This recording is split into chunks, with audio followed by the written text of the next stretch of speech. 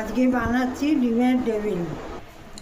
তেল গরম করে নিয়েছি, এবার পেঁয়াজটা ভেজে নেব। পেঁয়াজটা খুব ঝিরিঝিরি করে কেটে নিয়েছি। পেঁয়াজটা ভেজে নিয়েছি, এবার 1 চামচে করে আদা রসুন দিয়ে দেবো। 1 চামচে রসুন দিলাম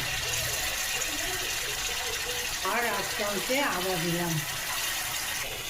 একটু কাঁচা লঙ্কা বেটে রেখেছিলাম, সেটাও দিয়ে দিলাম। একটু হলুদ, একটু ধনে গুঁড়ো আর একটু গরম মশলা গুঁড়ো দিয়ে দিলাম।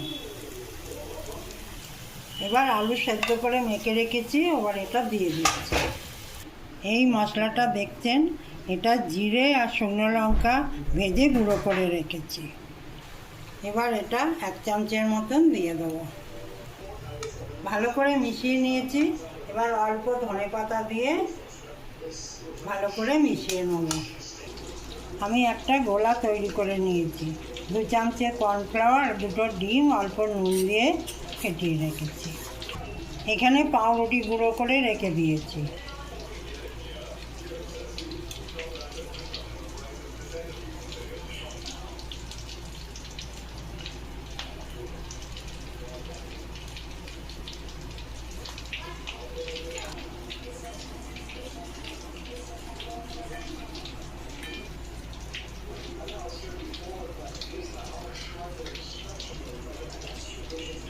এইভাবে চপগুলোকে রেডি করে রেখে দিয়েছি।